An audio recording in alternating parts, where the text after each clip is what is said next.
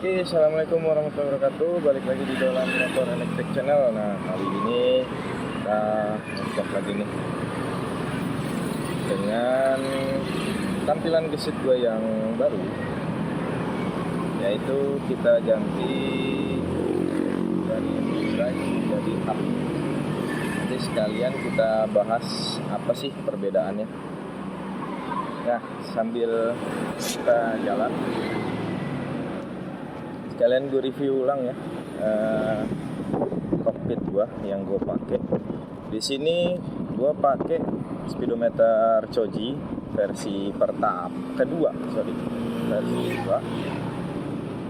Udah TFT tapi masih belum Android Auto ya. Masih hanya TFT saja, terus ada multimedia dan sebagainya masih belum gue pakai. Ada radio dan segala macamnya, ada trip motor, ada kilometernya. Sekalian kita review baterai kita yang sudah kita pakai selama 2 tahun nanti ya. Kemudian untuk stang robot yang gue pakai, waktu itu gue beli masih 100 ribuan, sekarang udah 150 seperti ini kalau nggak salah. Kemudian master rem kiri dan kanan gue pakai punya PCX 150. Tuasnya kita pakai KTC. Kemudian spion kanan dan kiri ini gue pakai punya Protaper yang ininya alloy semua. Lalu holder kiri ini gue pakai Fiction punya. Semua berfungsi ya. Tapi nggak gue aktifin yang buat matiin lampunya. Jadi lampu tetap selalu nyala. Kemudian saklar kanan atau holder kanan ini punya Sabre ya. Gue pakai buat P atau start. Kemudian hazard sama mundur di sini. Ini start atau P-nya, terus ini mundur, ini hazard. Kemudian di sini ada, kalau kelihatan ngepil tuh. Nah, itu tombol lampu 102. Nanti 1 dan 2.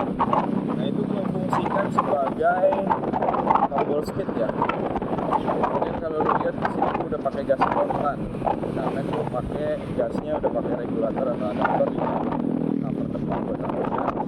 Gue pakai gas spontan Domino dengan grip karetnya ini dan banyak knalpot bro. Dengan grip karetnya merek kita silver dan bandulnya ini bandul PCX pakai di kanan kiri. Oke, risernya ini gue pakai punyanya X-Ride, dan buat poskomnya sendiri gue pakai punya Gesit Raya, Gesit yang versi kedua. Nah, itu cockpit gue. Dan ini speedometer udah gue sesuaiin dengan GPS. Mungkin kalau nggak salah gue pernah upload speednya, gue samain atau belum. Nanti kalau belum, kita gue bikinin konten sendiri tentang cara setting Choji ini ya. Oke, itu. Dan kemudian kita bahas lagi masalah dinamo yang gue ganti. Oke, dinamo gue dari mid drive ya, gue ganti ke hub untuk banyak alasan atau banyak pertimbangan yang gue jalanin selama gue pakai mid drive ya. Dan bukan gue pro dengan hub, bukan gue pro dengan mid drive. Semua itu nanti balik lagi sesuai kebutuhan. Yang kedua, sesuai selera. Ya, ada yang kebutuhannya sebenarnya butuhnya mid drive tapi tidak selera dengan mid drive ya. It's oke aja lah. Kalau mau pakai hub ya, lu mau pakai hub, lu mau pakai mid drive, oke. Yang penting motor listrik lu rawat, BLDC lu rawat. Oke. Itu yang pertama. Jadi kita tetap akan secara fair untuk komparasi tentang bagaimana dari secara semuanya ya. Kalau bisa nanti gue akan detailin semuanya secara tenaga dan sebagainya. Oke. Yang pertama ya, karena kita di sini hub sama mid drive aja ya. Kalau side drive gue nyobanya belum terlalu lama menggunakannya, tapi akan gue sempilin sedikit-sedikit komparasinya juga. Jadi pertama perbedaan mid drive dan hard drive ini ya jelas. Yang pertama mid drive harus menggunakan penghubung dari dinamo ke roda ya. Itu seperti fan belt, rantai atau penghubung lainnya ya. Kalau di motor tuh ada satu lagi kalau nggak salah merek BMW itu menggunakan kayak apa ya namanya gardan gitu ya, kayak tiang di mobil itu yang penggerak belakang. Nah itu kurang lebih seperti itu, cuman di motor listrik kayaknya belum pernah lihat ya. Jadi yang masih familiar itu menggunakan fan belt dan rantai. Kalau hub drive dia karena hub drive ya, hub drive itu artinya dinamo atau BLDC lu tuh ada di velg, nempel di velg. Entah itu secara permanen atau bisa bongkar pasang. Bongkar pasang dalam artian dinamonya doang copot bisa, tanpa velgnya terpisah gitu, seperti Alpha One ya, Alpha One, terus Anoa itu yang dipakai kalau bisa charge ya, itu juga seperti itu ya. Kemudian itu bedanya kalau sistem hub itu jadi langsung direct ke roda tanpa ada rasio lagi. Jadi rasionya ya hanya motornya terhadap velg. Kalau sedikit ya anggaplah rasionya rata-rata ya 1:1 gitu kan. Kalau mid drive kan lu bisa atur rasionya, atau side drive juga lu bisa atur rasionya, lu mau perbandingan berapa. Kalau hub drive ya anggaplah 1:1 itu tadi gitu, karena langsung berputar, langsung menggerakkan kendaraan. Oke, yang pertama dari segi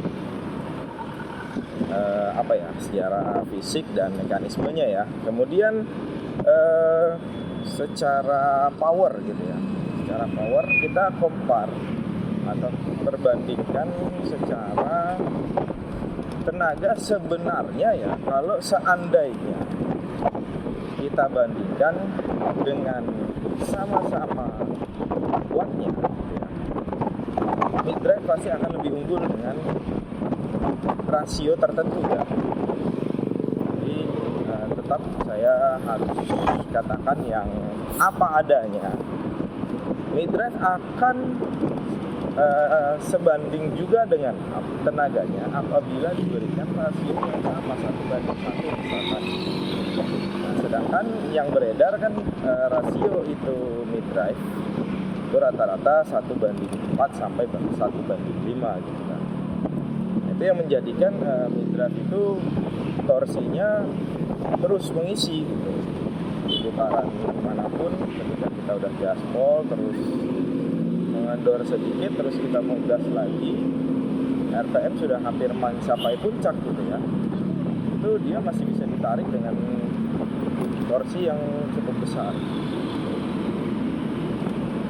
Nah, kita balik lagi ke awal tadi, kita perbandingkan, anggaplah mid drive dan hub drive 2000 watt ya, dengan peak powernya 60 ampere. Kita main di 60 ampere. Mid drive-nya menggunakan perbandingan, kita anggap aja pakai punya perbandingan SIP ya, 1:5 gitu ya. Oke, 1:5 itu dengan 60 ampere, dan hub drive 2000 watt dengan 60 ampere. Baterai yang kita gunakan 72 volt, anggaplah seperti itu ya. Oke, nah kalau seperti itu perbandingannya, maka mid drive akan lebih unggul di awal sampai mencapai RPM yang ditentukan gitu ya. Tapi hub drive gitu, dia akan sedikit kendor di tengah ketika sudah mau mencapai RPM yang sudah ditentukan. Contoh, kita mau menentukan di RPM 500 pada hub drive, dan kurang lebih ada di 1000 di mid drive, karena RPM-nya harus tinggi untuk mencapai kilometer per jam yang sama ya. Kita anggaplah seperti itu. Maka hub drive akan lebih seperti kehilangan tenaga di tengah ke atas, walaupun terus akan naik, tapi akan secara perlahan. Supaya lebih gampang lagi logikanya, kita ambil, anggaplah kita gunakan kilometer per jam ya. Anggap tadi dengan settingan yang tadi 60 ampere dan 72 volt baterai, mid drive untuk mencapai 1 sampai 50 km itu hanya butuh waktu lebih sedikit karena torsi selalu mengisi. Sedangkan hard drive bisa lebih lama. Anggaplah seperti itu. Walaupun kalau dijelasin secara perinci ntar lebih rumit lagi ya, lebih banyak detailnya. Kenapa bisa tengah kosong dan sebagainya. Nah, secara power untuk tanjakan juga mid drive pasti akan lebih unggul. Nah, kemudian yang gue rasain sendiri mid drive dengan hub ini, perbandingan masih di power ya, dengan settingan yang sama lagi, anggapnya settingan yang sama, mid drive ketika kita gunakan hanya untuk sendiri dengan berboncengan, itu perbedaannya tidak akan signifikan. Dia akan konsumsi baterainya itu tidak akan signifikan perbedaannya. Sedangkan hard drive kalau kita gunakan untuk berboncengan ya, dengan settingan yang sama dengan mid drive, dia akan lebih boros ketimbang mid drive. Dia akan lebih irit ketika sendirian dibanding mid drive sendirian. Kita berkendara sendirian menggunakan mid drive dengan kita sendirian menggunakan hard drive, itu akan lebih irit hard drive. Nah, ketika berboncengan, yang gue rasain sendiri, pengalaman gue pribadi, koreksi kalau salah ya, mid drive itu lebih irit ketimbang hard drive berboncengan. Nah, gue bisa simpulin di sini ya, memang karena torsi dari mid drive itu besar dan bukan karena ampernya, tapi karena rasio perbandingannya tadi. Jadi butuh lebih sedikit ampere gerakan motor kita. Sedangkan hard drive untuk menyamai tenaga drive, dia akan butuh ampere yang lebih besar. Itu yang menjadikan hard drive lebih boros ketika digunakan untuk berboncengan. Jadi kalau bilang hard drive itu lebih irit ya dengan kondisi dan jalan medan tertentu. Tapi ketika secara tertulis memang hard drive akan lebih irit terlihatnya. Gitu ya. Jadi bisa disimpulkan seperti ini guys. Mid drive lu pakai ampere lebih kecil untuk mengeluarkan tenaga ekstra. Sedangkan hard drive ketika lu mau nanjak, ketika lu mau boncengan, itu lu butuh ampere yang besar untuk menyamai, menyetarakan atau bahkan melebihi mid drive. Oke, itu yang pertama. Yang kedua, kuncinya di mid drive itu perbandingan rasionya. Kalau lu seandainya pakai rasionya kecil 1:2, 1:3, itu kurang lebih lah. Justru malah boyo. Kalau gue bilang boyo itu ya apa ya, istilahnya ngeden aja, itu tenaganya sayang, torsinya nggak tersalurkan dengan sempurna. Perbandingan yang pas itu selama ini sampai 1:4,5 sampai 1:5 untuk seat ya, 2 kW nya itu udah enak banget ya. Nah, kalau di kalau lebih kecil ampernya apa namanya, berarti lebih iritan mid drive dong? Enggak juga. Ingat perbandingan rasio tadi, mid drive akan lebih boros ketimbang hard drive. Oke, di kondisi tertentu tadi bilang. Tapi kalau ajak-ajak hard drive pasti lebih boros karena ampere itu akan konstan di atas tuh. Misalkan nanjak mid drive butuh cuma 20 ampere di awal, kemudian ditahan 15 ampere misalkan bisa nanjak. Sedangkan hard drive kasih 20 ampere dengan settingan yang sama, dia akan nanjak. Itu perbedaannya ya.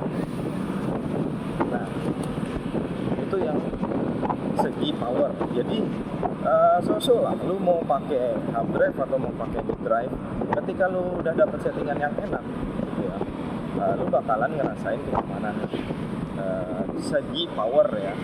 Kembali lagi gue tekanin itu segi power, dari segi kenyamanan berkendara. Nah, kenyamanan berkendara karena gue pakai motor yang sama dengan suspensi yang sama di seat gue ini,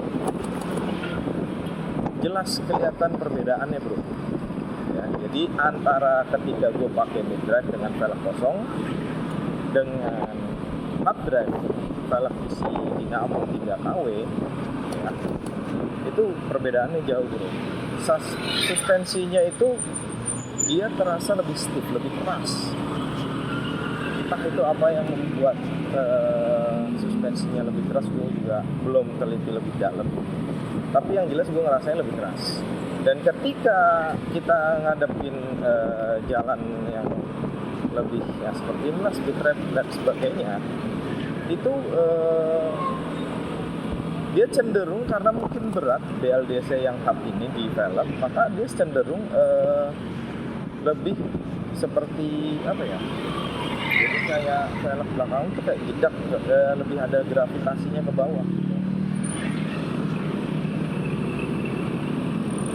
Jadi yang menimbulkan kayak suspensi lu tuh kayak kurang main gitu. Padahal main suspensinya gitu. Sedangkan di mid drive suspensi di seat kan udah terkenal enak, yang belakangnya saya nggak excuse, nggak ada alasan ya ini bagian sudah enak dengan kelas suspensi itu secara segi kenyamanan berkendara. Walaupun dibilang nggak nyaman, nggak juga sih. Nah, untuk menghadapi ya memang kenapa diciptakan ada mid drive ini, diciptakan ada hard drive. Mid drive itu lebih ke arah segala medan, jadi datar ayo, off-road ayo gitu kan, tanjakan ayo, jalan berlubang ayo, karena memang sudah dirancang untuk seperti itu. Nah, banyak yang bilang, oh iya benar bro, hard drive itu nggak bisa tuh dibuat apa pancal atau trabas segala macam. Kata siapa? Kawan kita Ahmad Rimai dari Malang itu sering main terabasan pakai T3-nya dia, T3 dengan hard drive ya.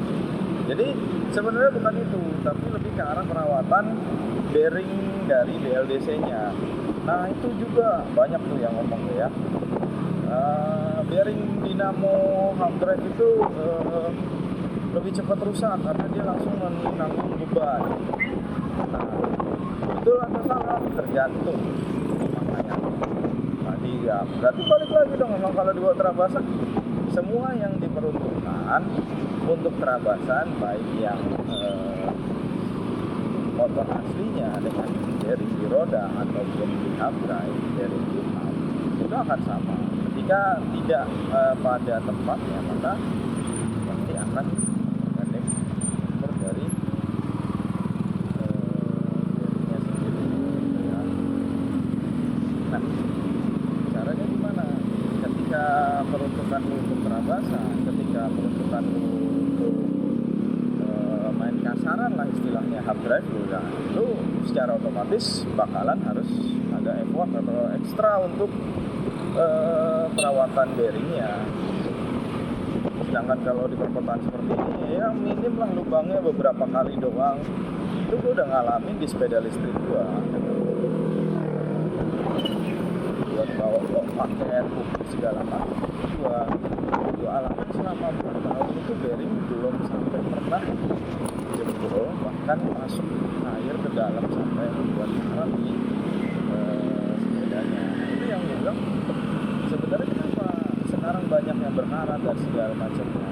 Nanti kita bahas di apa konten gue lainnya ya. Karena karat itu nggak serta-merta kita yang banjir, di steam terus masuk. Karena logika gue masih belum nyambung dengan itu. Karena itu satu, gue pengalaman 4 tahun nggak pernah bongkar BLDC aman, dengan sama masuk juga banjir, dicuci steam juga pernah sepeda gue gitu kan. Nanti kita akan bahas kenapa bisa berkarat. Jadi di sini juga gue pengen mengedukasi lagi hard drive itu bisa harapan sejauh mana sih? Gue nggak akan bongkar-bongkar, gue akan tetap nyemplung ke banjir yang gue rasa aman, kan? Kalaupun banjirnya terlalu besar ya, secara logika manusia normal pun, mau motor apapun, kita nggak akan mau dong merusak kendaraan kita ya. Kalau setengah atau sampai ke kaki kita normal masih. Dan itu akan gue coba. Udah beberapa kali gue cemplungin di motor, dan nggak tahu hasilnya seperti apa karena gue nggak akan mau bongkar sampai BLDC gue masalah, dan gue akan lihat kondisinya seperti apa. Nah itu ya. Kemudian mid-drive tadi peruntukannya untuk segala medan. Jadi kalau lo nggak mau repot-repot, udah lo pasang mid-drive. Tapi ada tapinya. Lu akan mengeluarkan perawatan ekstra seperti ada fanbel, ada rantai. Ketika lu pakai rantai di tempat yang salah, tidak ada damper depan dan gear depan lu fix, bukan yang bisa main gitu kan, maka rantai juga akan cepat kendur dan cepat tidak main. Oke. Jadi gue bukan mau jelek-jelekin lu ganti rantai atau lu pakai fanbel itu cepat putus. Gue juga masih sampai sekarang di listrik gue pakainya fanbel pada saat itu. Sekarang gue udah hard drive ya. Oke. Kemudian secara segi harga pun hard drive akan lebih murah. Kenapa gue pilih? Karena juga lebih enak hard drive dari segi perawatan. Lu nggak perlu banyak-banyak perawatan, lo nggak perlu banyak-banyak ngeluarin uang untuk gonta-ganti fanbel, gonta-ganti rantai, dan bikin custom gear depan, bikin custom pulley dan sebagainya. Ya itu dia. Oke. Apalagi ya, karena upgrade segitu enaknya gitu. Segitu enaknya. Perawatannya apa ya? Kalau memang lo mau rutin, ganti bearingnya aja. Berapa lama itu? Sebenarnya tolak ukurnya nggak bisa hari, minggu, bulan, tahun, atau waktu gitu ya. Nggak bisa juga kilometer. Tadi tergantung pemakaian. Jadi di video-video gue sebelumnya gue udah jelasin gimana cara ngecek bearing lu dalam kondisi sehat atau enggak dengan tanpa membongkar BLDC lu. Oke. Tapi kalau memang lu masih ngotot untuk bongkar BLDC, lu bisa lakuin kalau tidak ada kendala ya. Masih dengan apa yang gue udah jelasin di video sebelumnya, terus tidak ada kendala seperti bearing rusak, maka lu bisa lakuin perawatan bearing atau BLDC lu selama 1 tahun paling cepat, atau 2 tahun sekali itu dibongkar, dibersihkan, diberi anti karat lagi, dan diganti sekalian bearing dan sealnya gitu. Jadi nggak perlu lah 6 bulan, 3 bulan sekali. Ini menurut gua, koreksi lagi kalau gua salah, karena gua berdasarkan pengalaman apa yang gua udah jalanin. Oke. Nah kemudian, tapi ya itu dulu kali ya video yang gue bisa. Nanti kita lihat konsumsi baterai kita berapa. Ini perjalanan sudah 18 kilo, terlihat di trip meter kita ya. Kita sudah sampai.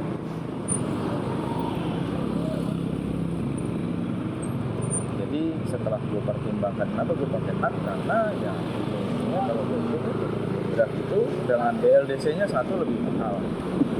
Yang kedua, perawatan beltnya, perawatan rantainya itu akan memakan biaya tambahan dan memakan waktu kita untuk melakukan perawatan itu sendiri. Nah, jadi kita sudah sampai ke tempatnya.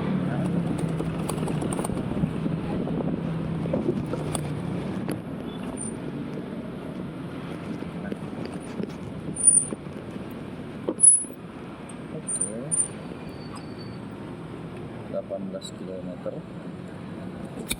Kita cek di sini di aplikasi baterai. Kita lihat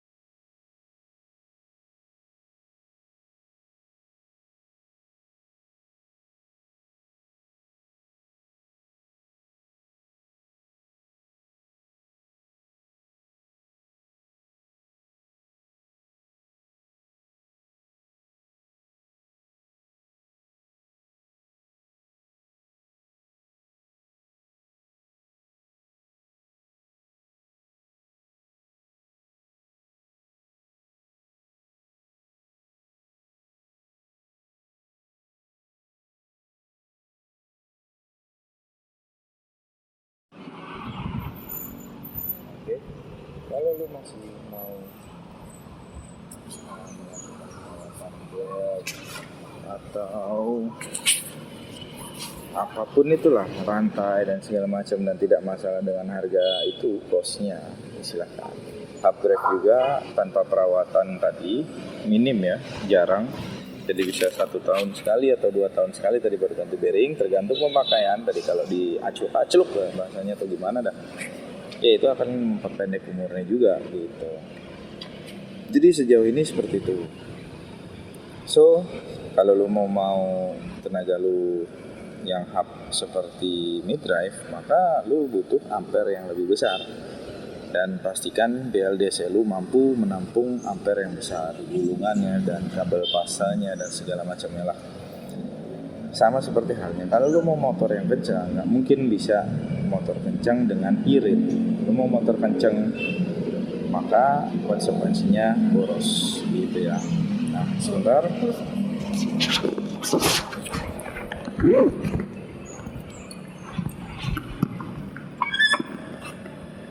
Ini dia filter gua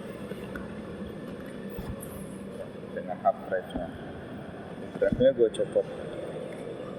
Oke.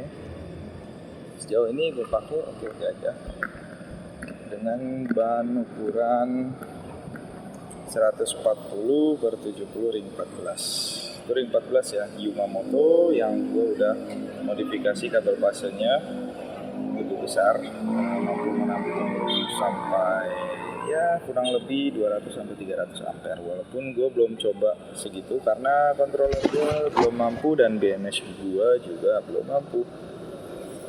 Oke, itu aja dulu pengertian hub sama mid-drive ya, secara power, secara kenyamanan berkendara. Tinggal lu atur-atur sendiri aja suspensinya seperti apa, ban lu mau pakai yang seperti apa supaya lebih nyaman lagi suspensinya.